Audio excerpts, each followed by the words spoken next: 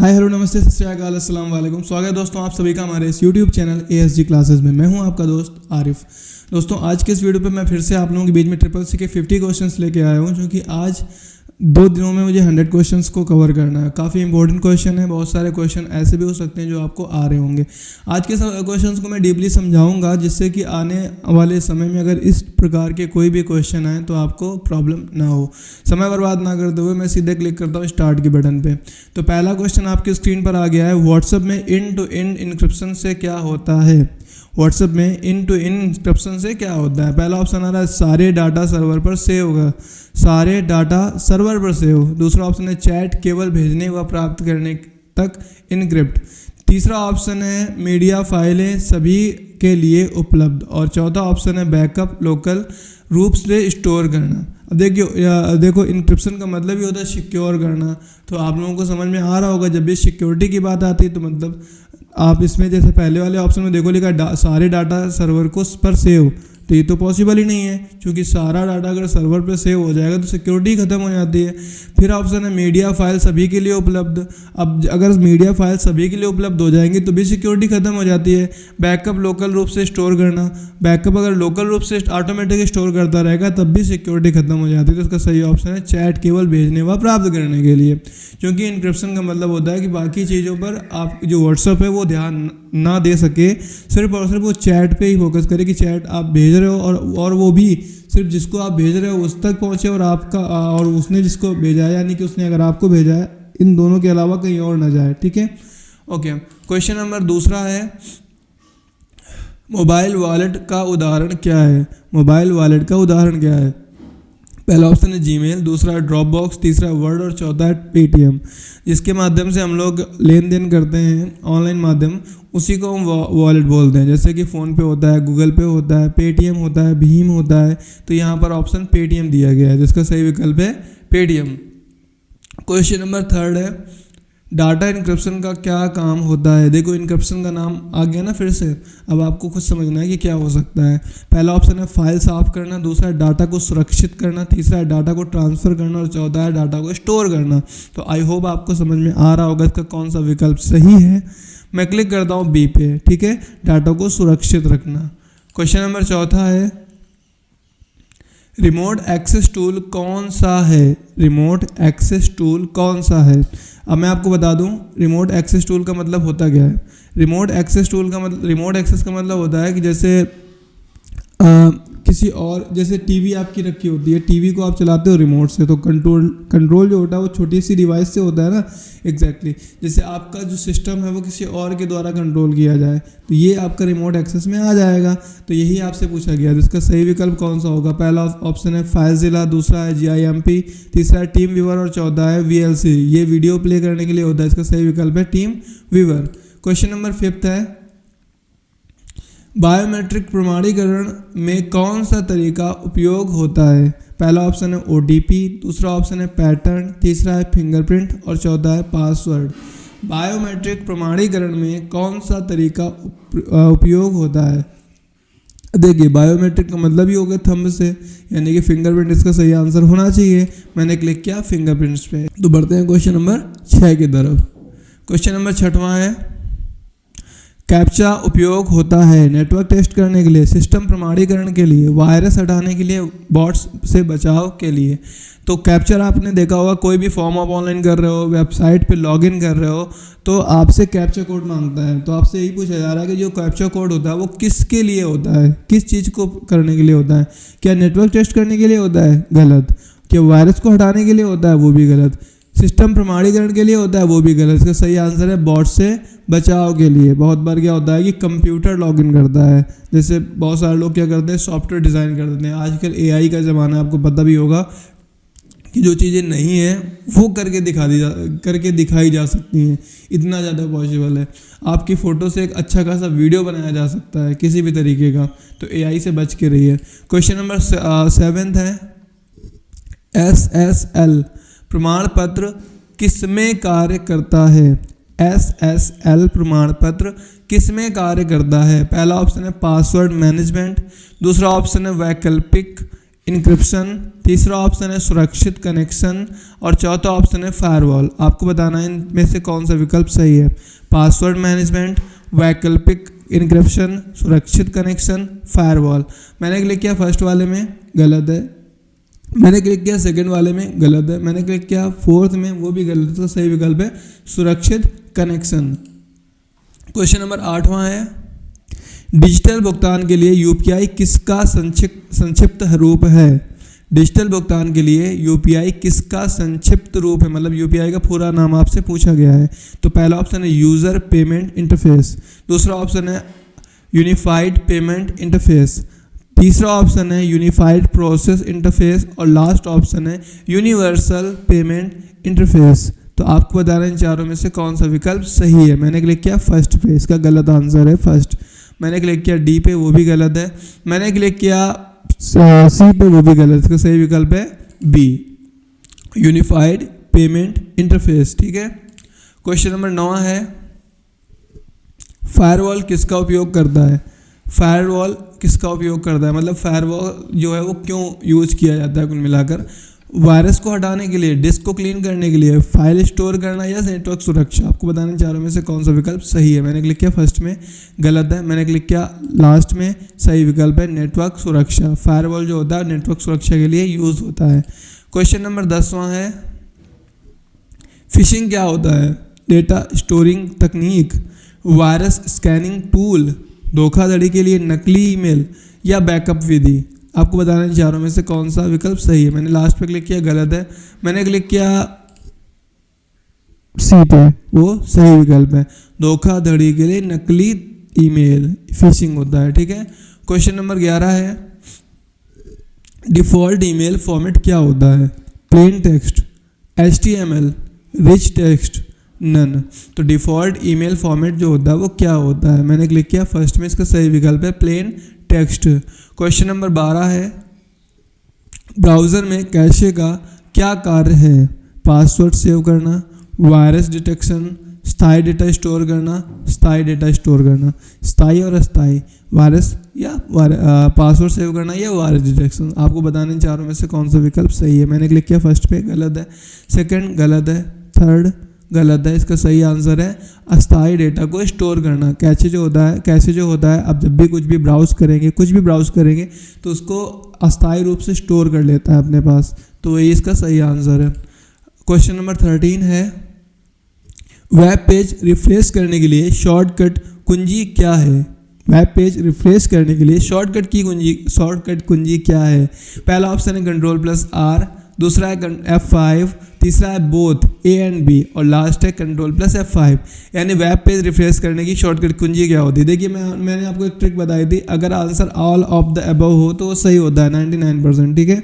Exactly अगर option both लगा हो, A and B या B and C या A and D, कोई भी इस तरीके का भी लगाओ, तब भी 99% वो सही ही होता है, क्योंकि बहुत ही कम क्वेश्चन में ये विकल्प आता है और ये उन्हीं क्वेश्चंस में आता है जिनमें एक से अधिक ऑप्शन सही होते हैं। तो मैंने आंख बंद करके क्लिक कर लिया है बोथ A and B में, तो इसका सही विकल्प है। ठीक है। क्वेश्चन नंबर 14 है, ईमेल अटैचमेंट का अधिकतम आकार निर्धारण कौन करेगा। ईमेल अटैचमेंट का अधिकतम आकार निर्धारण कौन करेगा। पहला ऑप्शन है इंटरनेट, दूसरा है यूज़र, तीसरा है ईमेल सर्वर और चौथा ऑपरेटिंग सिस्टम।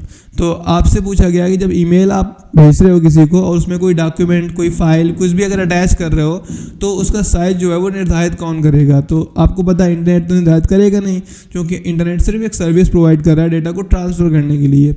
यूज़र भी नहीं करेगा, क्योंकि यूज़र क्या कर रहा है, मेरा काम है ट्रांसफ़र करना, जितना हो जाएगा मैं उतना कर दूंगा।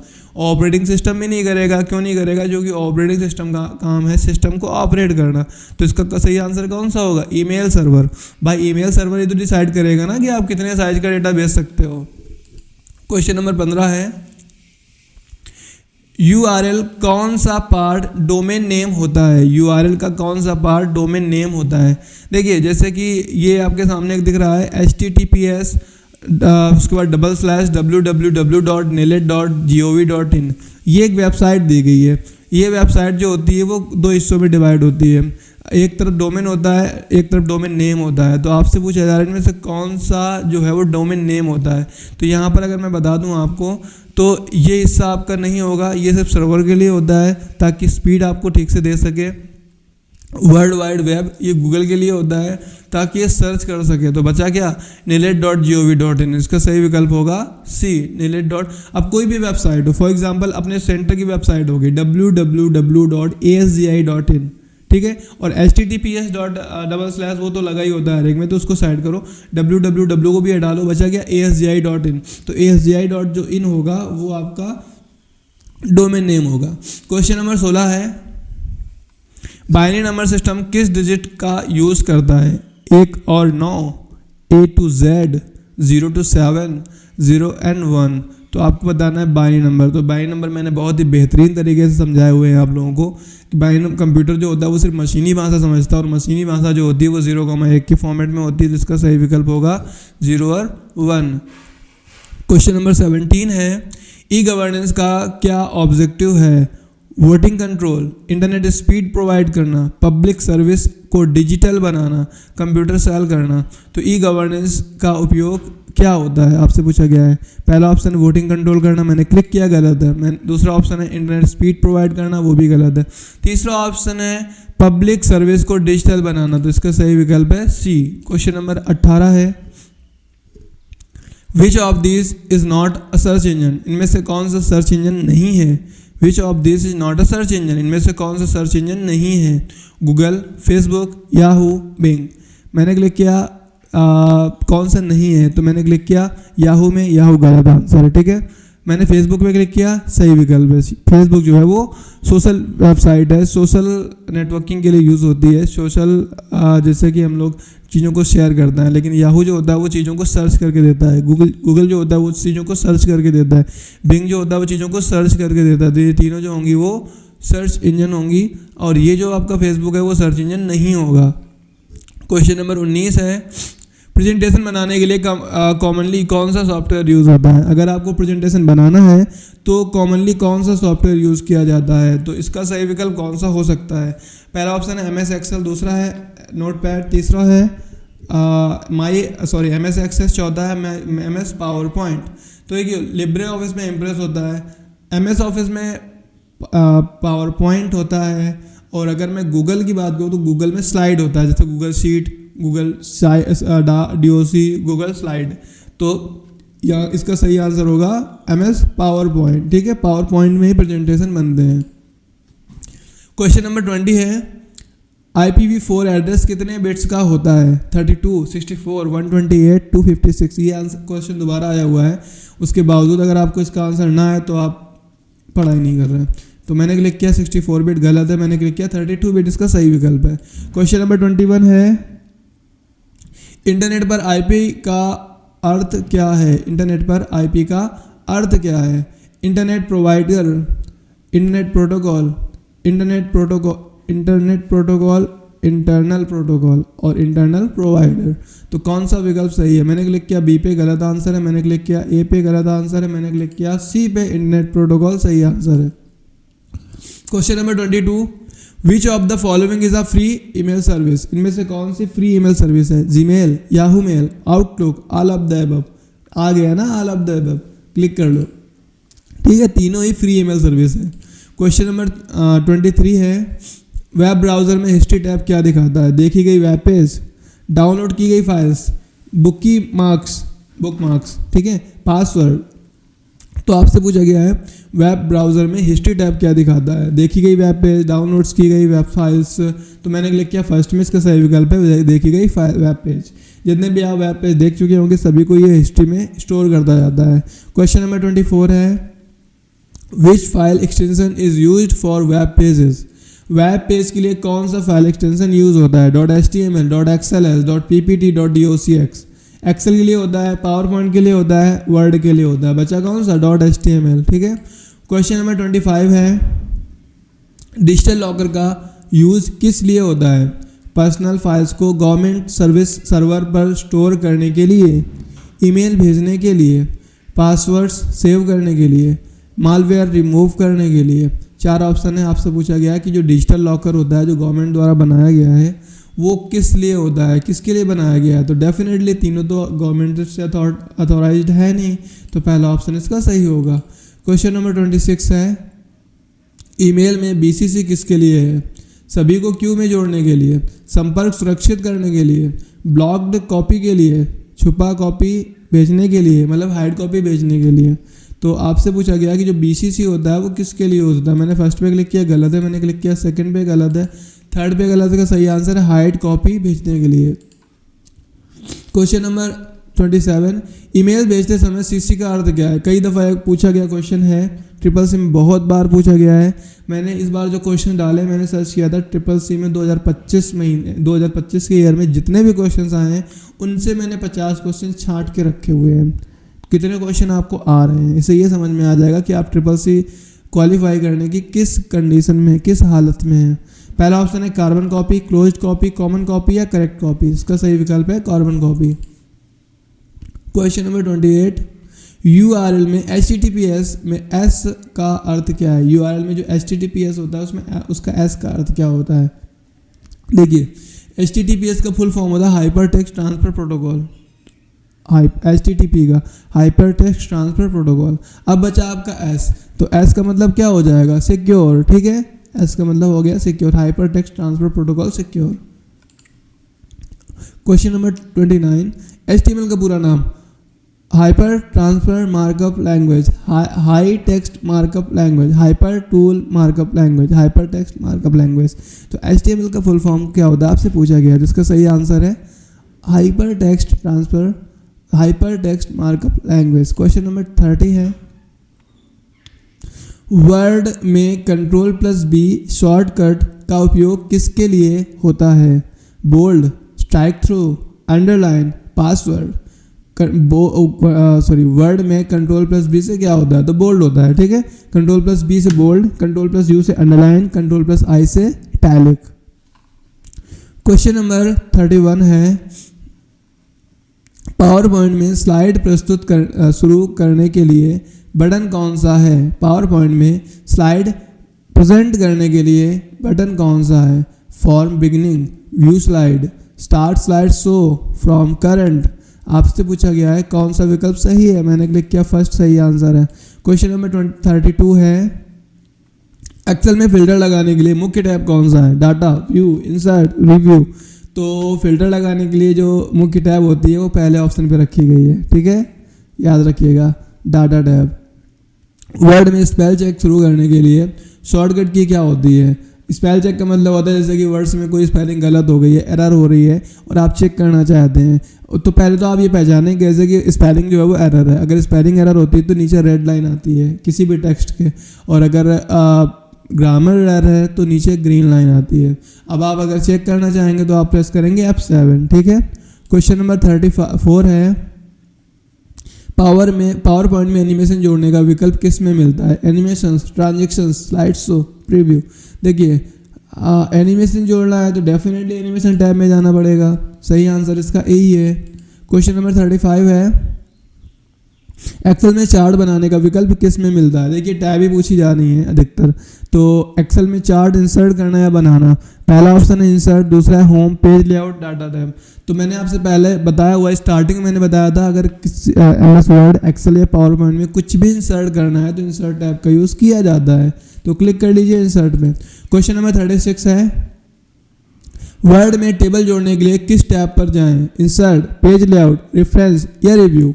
तो वर्ड में अगर टेबल जोड़ना चाहते हैं तो किस में जाएं। तो अभी मैंने आपको 1 मिनट पहले बताया इंसर्ट, कुछ भी इंसर्ट करना है इंसर्ट टैब।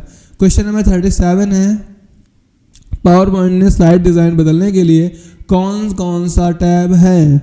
कौन कौन सा टैब है, एक से अधिक भी है क्या। अगर हैं तो आपको बताना है, हालांकि एक से अधिक नहीं है क्योंकि इसमें ऐसा कोई ऑप्शन नहीं है कि A and B बोथ या ऑल ऑफ द अबव, ऐसा ऑप्शन तो नहीं है, मतलब सिंगल ही कोई टैब होगी। अब देखिए बदलना क्या है, डिज़ाइन बदलना है, तो टैब कौन सी होगी, डिज़ाइन टैब होगी। ठीक है, क्वेश्चन नंबर 38 है, एक्सेल में सेल का मान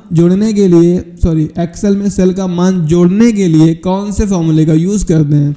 अगर जोड़ना हो तो कौन सा फॉर्मूला यूज़ करते हैं? जिन्होंने एक्सेल पढ़ा होगा उनको तो पता होगा, लेकिन जिन्होंने नहीं पढ़ा है मैं बता दूं कि एक्सेल में कुछ भी जोड़ना हो तो सम का सूत्र यूज़ करते हैं, ठीक है। क्वेश्चन नंबर 39 है, वर्ड दस्तावेज में अनुच्छेद को क्षैतिज रूप से मध्य में लाने का बटन कौन सा है? Centre, left align, right align या जस्टिफाई। तो लाना कहाँ पे है? मध्य में, मतलब सेंटर में। तो क्लिक कर दो ना सेंटर पे। क्वेश्चन नंबर 40 है, कंट्रोल पैनल में नेटवर्क सेटिंग्स कहाँ मिलती है? नेटवर्क एंड इंटरनेट में, सिस्टम एंड सिक्योरिटी में, प्रोग्राम्स में, हार्डवेयर एंड साउंड्स में। देखिए क्वेश्चन भले ही आपको ना आता हो, लेकिन ऑप्शन देखने के बाद आपको समझ में आ ही जाता होगा कि कौन सा ऑप्शन सही हो सकता है ना। भले ही क्वेश्चन कंट्रोल पैनल का आपने नाम ही ना सुना हो, हालांकि नाम तो सुना ही होगा। ओके, क्वेश्चन नंबर 41 है, विंडोज़ में सिस्टम रिस्टोर का उपयोग क्यों किया जाता है? सिस्टम को पहले की स्थिति पर वापस लाने के लिए, एंटीवायरस स्कैन करने के लिए, हार्ड डिस्क को प्रारूपित करने के लिए, इंटरनेट सेटअप करने के लिए। तो सिस्टम को किस मतलब क्या है, क्यों किया जाता है? तो आपसे पूछा गया कि सिस्टम को रिस्टोर क्यों करते हैं, तो पहला ऑप्शन इसका सही होगा, क्योंकि जब रिस्टोर करेंगे तो पहले की स्थिति में वापस आ जाएगा। जैसे कि बहुत बार कुछ सेटिंग्स गड़बड़ हो जाती हैं या छोटी मोटी प्रॉब्लम्स आ जाती है तो हम उसको रीसेट करते हैं, यानी कि रिस्टोर करते हैं। क्वेश्चन नंबर 42 है, हार्डवेयर और सॉफ्टवेयर का मूल अंतर क्या है? हार्डवेयर और सॉफ्टवेयर का मूल अंतर क्या है? देखिए ये हार्डवेयर है, ठीक है, कीबोर्ड आपका हार्डवेयर हो गया, लेकिन जो आपको स्क्रीन दिख रही है वो सॉफ्टवेयर है। तो आपसे पूछा जाए दोनों में मूल अंतर क्या है? तो हार्डवेयर संचालित करता है, सॉफ्टवेयर स्टोर करता है। हार्डवेयर नेटवर्क है, सॉफ्टवेयर प्रोसेसर है। हार्डवेयर डाटा है, सॉफ्टवेयर हार्ड डिस्क है।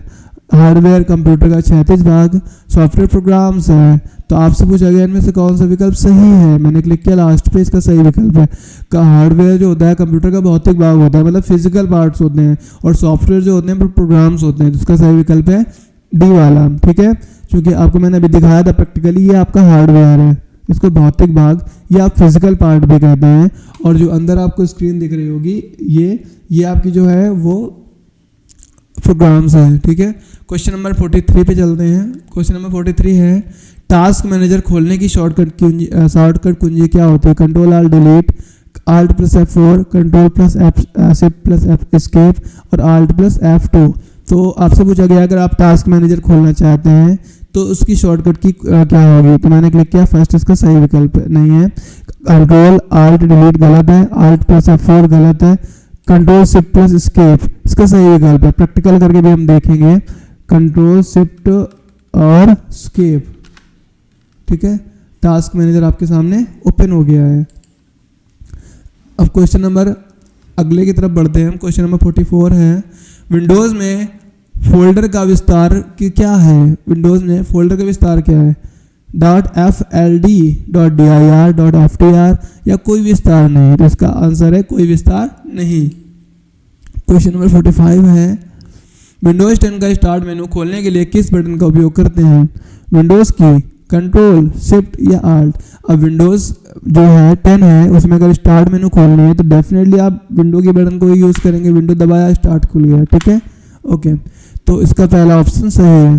क्वेश्चन नंबर 46 है, विंडोज़ में बैकअप लेने के लिए कौन सा टूल होता है? फाइल हिस्ट्री, रिसाइकलमेंट, सिस्टम रिस्टोर या डिस्क क्लीनअप। मैंने क्लिक किया बी पे, गलत है। मैंने क्लिक किया सिस्टम रिस्टोर, गलत है। मैंने क्लिक किया डिस्क क्लीनअप, गलत है। इसका सही आंसर है फाइल हिस्ट्री, ठीक है। क्वेश्चन नंबर 47 है, विंडोज़ में फाइल को खोजने के लिए कौन सा फीचर इस्तेमाल होता है? Search box, find file, explorer, locate file. तो आपको बताना है कौन सा विकल्प सही है। देखिए विंडोज़ में क्या होता है कि आप जब स्टार्ट बटन प्रेस करेंगे तो ये जो खुलता है ना बॉक्स, इसको बोलते हैं सर्च बार। तो यही आपका सर्च बॉक्स ही होता है जिससे हम चीज़ों को सर्च करते हैं। अब क्वेश्चन नंबर 48 है, माई कंप्यूटर का नया नाम क्या है? पहला ऑप्शन है my PC, computer centre, home computer या दिस पीसी। तो माई कंप्यूटर विंडोज 7 तक रहा है, विंडोज 7 के बाद दिस पीसी इसका नया नाम हो गया है, ठीक है। क्वेश्चन नंबर 49 है, विंडोज़ में रिसाइकलमेंट क्या है? डिलीट की गई फाइल का डंप, प्रिंटर कैश, अस्थायी फाइल संग्रहण, नेटवर्क सेटिंग। तो इसमें सही आंसर होगा डिलीट की गई फाइलों का डंप। क्वेश्चन नंबर 50 और आज के दिन का आखिरी क्वेश्चन, कंट्रोल प्लस सी का उपयोग करता है कंट्रोल+C किस चीज़ के लिए होता है? कट करना, क्लोज करना, कॉपी करना या सेव करना। तो इसका सही विकल्प है कॉपी करना। ओके, तो आप लोगों का तहे दिल से शुक्रिया आज के 50 क्वेश्चंस कंप्लीट करने के लिए। मिलते हैं हम कल फिर से 50 क्वेश्चंस के साथ, क्योंकि 2 दिनों में मुझे 100 क्वेश्चंस कवर अप कराने थे, तो ये आपके हो जाएंगे। आप लोग अपना ख्याल रखें, शुक्रिया।